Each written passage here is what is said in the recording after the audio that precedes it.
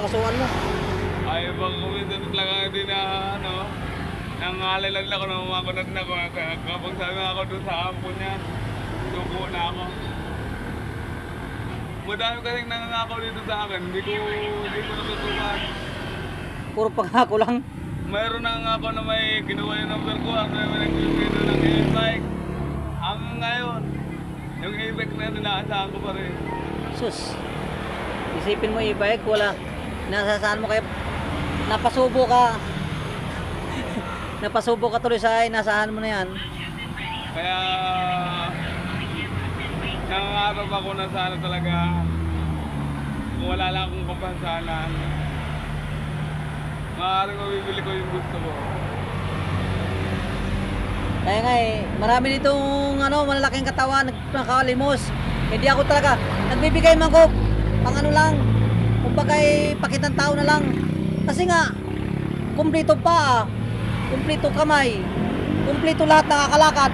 Ikaw nga nagsisikap ka, wala kang, may pa ka nga, hindi ka na makakalakad. Isipin mo, pero nakapaghanap buhay ka. Kaya yun, marami sayong na tao, marami sayong na bumilib sa'yo sa ginawa mo. Pero nga, sa totoo lang, napakahirap niyang gawin na maglalakad ka sa gitna ng init. Kaya nga po, kaya ang pinakapangarap ko sana talagang kung matutupad. Kaya, Ang dahil ko pangarap nila natutupad. Gusto ko makabila ko ng e-bike. Gusto ko makapagpatay ng bahay. Gusto kong may sarili akong puhunan. Wala. Ang dahil ko din nangangako dito sa akin, hindi ko natutupad. pero yan, yung marami sa yung pangako na yan, sa sobrang dami na nangako sa iyo, isa lang na tumulong sa iyo. Lahat mahibsan yun. Lahat na nangangako sa iyo, sa dami na nangangako sa iyo, isa lang ang lumusot diyan. Sana dito kay Kuya, sana matulungan ako ng Panginoon na magkaroon ako ng hinihiling ko. Kasi mayroon din naman Kuya magsalita sa isang tao na hindi mo pala susubukan na... Oo, mahirap. Totoo ka dyan. Mahirap magsalita na direkta na na hindi pa natutupad talaga yung hiniling mo sa pamamagitan ng isang tao na tumutulong sa'yo. Okay lang yun. Yun yung sinasabi kung paano ka nagsimula paghanap buhay. Paano mo sinuong ang ulan, init. Sumagupa ka ng sumagupa sa daan. Kung paano ka nag-survive sa buhay mo. Ipagpatuloy mo yan. Walang tumigil nga nagtatagumpay. Walang tumigil nga nagtagumpay. Lahat ng nagtatagumpay, itinuloy yan. Lahat ng hirap niyan, itinuloy yan. Kaya marami sa iyo hinangat, tuloy mo lang yan. Walang posible na walang tao talaga sa iyo natutulong. Kaya sabi ko, gapang ulit. Gapang Gilbert, habang may kalsada. Oo, gapang. Malay mo sa kalsada ko makukuha yung Tagumpay. tagumpay. Sabi mo minsan, sa gabi, nainiinda ko na lang katawan ko ang sakit. Oo.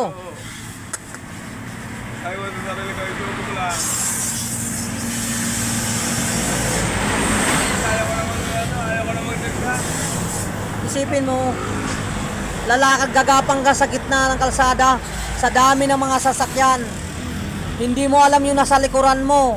Hindi mo alam nasa harapan mo kasi napakamababa mo, ginapang mo yan eh. Kaya nga po, Hindi makikita ka sa kalsada eh. sa magkakaroon ng buhay yung magkaroon ng sasakyan man lang kahit man lang ay di mo to, yung di makina man lang. Oo. Kahit hindi di makina, at least hindi ka na mahirapan na masyado. Kumbaga, makakatulong na rin, hindi mapapagod ka sa kagagapang. Opo. Hayaan mo Kuya Gilbert. Bargara. Sana ko guys yung mayroon kakayanan sa panglima na tong pagkakataon panglimang pagkakataon na to ni Kuya Gilbert mula nung bagyo, nakatatlong bagyo na. So mga 5 buwan na kami nito. Pang-5 buwan na kami nagkita-kita uli sa panglima. Mayroon na naman nangangako. Ito naman yung nangangako ay yung isa, yung bago ngayon na si Boss Joe. Nakakilala ko rin. Alam ko na ito na yung ano ni Kuya na pangarap ni Kuya na matulungan. Ito talaga natulong ito. Isang PW din na tao na mayroong tricycle. Yan talaga ang alam kong makakatulong nito ni Kuya Gilbert. Yung mga vlogger dyan nangangako nito nung una ay 5 buwan na ngayon ay nasa ni Kuya Gilbert na tutulungan siya wala naman. Hindi yung pangako nila ay hindi natupad. Kaya susubukan namin muli isang vlogger na si Boss Joe. Ito talaga ay legit. Sana na matulungan natin siya para tuloy-tuloy na matupad yung kunting hiniling ni Kuya Gilbert.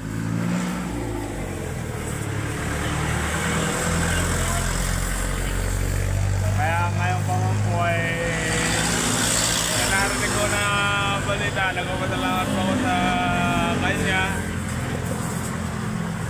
Lahat po ng bagay, tiwala lang po. Yan, tiwala lang. Survive lang. Hanggat hindi bumabot ang tagumpay, huwag kang tumigil, Kuya Gilbert. Opo. Huwag kang tumigil. Ay habang may buhay ang tao, may pag-asa yan. May buhay ka pa po, may pag-asa ka pa. Ngayon, malakas ang pakiramdam ko, malakas ang